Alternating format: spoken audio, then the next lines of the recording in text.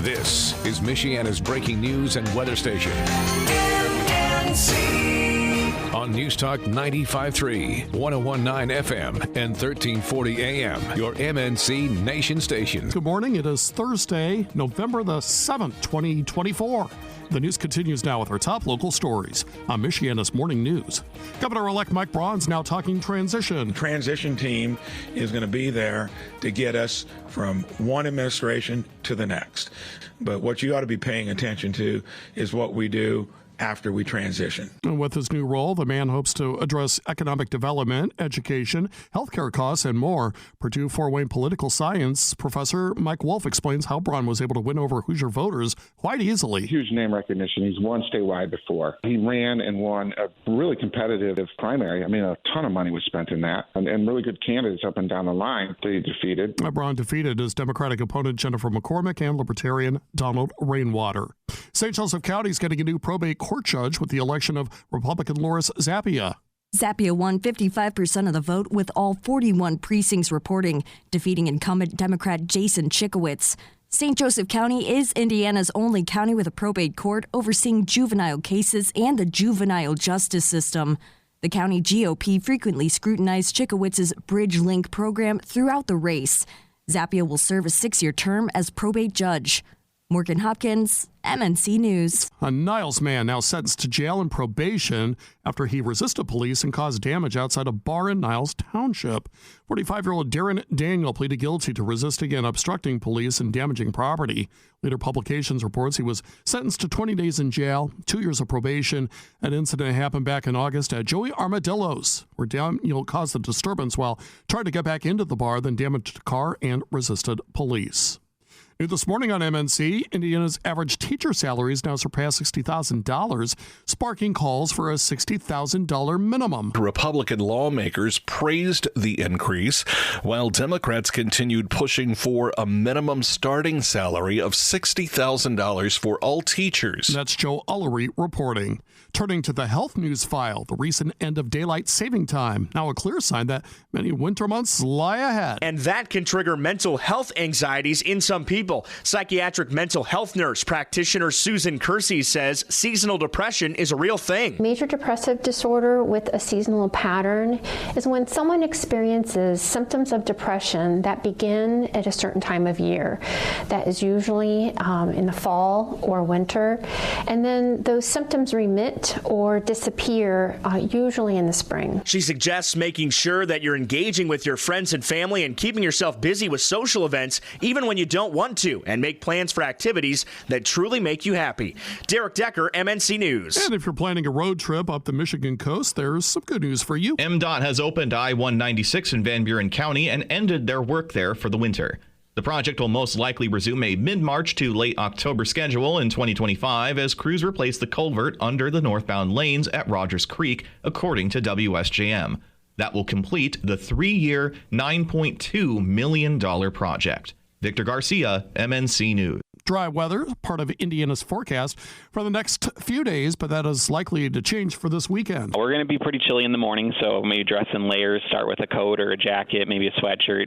And as it gets warmer in the afternoon, a T-shirt could be fine. Yeah, we got the thermometer flipping right now between 48 and 49 degrees. That is meteorologist Aaron Updike with the National Weather Service. And he says the rain we had earlier in the week helped dry conditions. We got around 1 inch to 2.25 inches.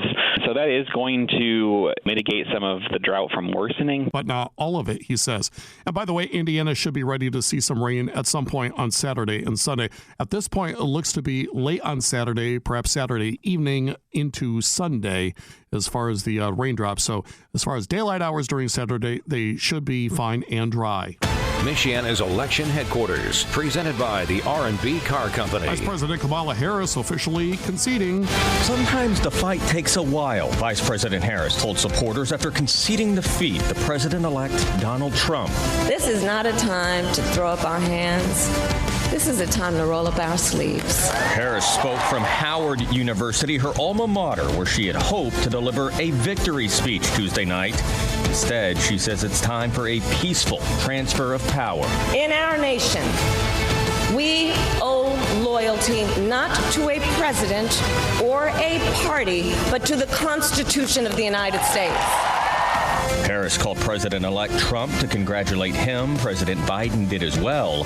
The campaign spokesman says President-elect Trump acknowledged Vice President Harris on her strength, professionalism, and tenacity throughout the campaign and agreed on the importance of unifying the country. Jared Halpern, Fox News. It's now on to closing arguments in the Delphi murder case. The defense kicked off court Wednesday morning by resting its case. Allen's attorneys have spent the last few days challenging the credibility of Allen's confessions, the ballistics info, and the state's timeline of the murders.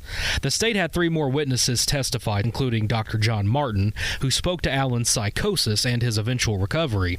Closing arguments begin Thursday morning at 9 o'clock. Each side gets up to 2.5 hours, and then it's up to the jury. 2 relatives from Tawajak have been sentenced on drug charges. 30-year-old Israel Reyna and 31-year-old Roberto Reyna were allegedly found with meth on May 29th when police and parole agents did a home visit at a residence at North Front and Cortlandt Streets. Israel pleaded guilty to possession of methamphetamine as a habitual offender and was sentenced to 15 months to 15 years in prison. Roberto pleaded guilty to possession of meth and carrying a concealed weapon, both as a habitual offender, and was sentenced to 20 years and 1 to 10 years in prison to be served concurrently. Leader Publication says he also pleaded guilty to violating his probation from an earlier meth possession conviction. Alyssa Foster, MNC News. New this morning on MNC, Cultivate Food Rescue will host a ribbon cutting ceremony for the new volunteer food packaging facility in Elkhart this morning.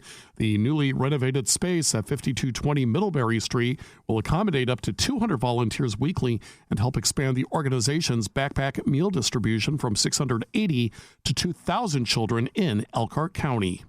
Well, some communities in northwestern Indiana are making progress in creating jobs and revitalizing neglected properties.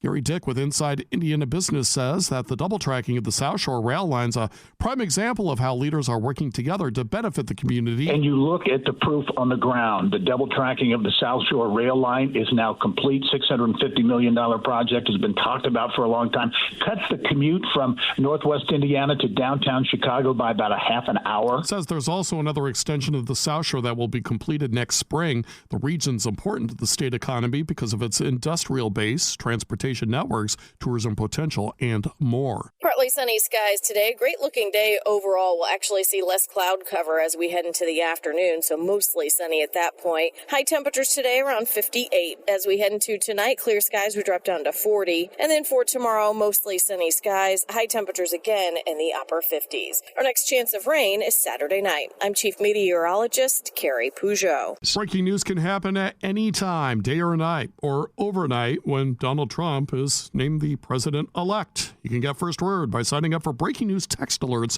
from MNC. We'll send them to you for free. All that you have to do is text the word news to 574-2595-953. Podcasts by Federated Media.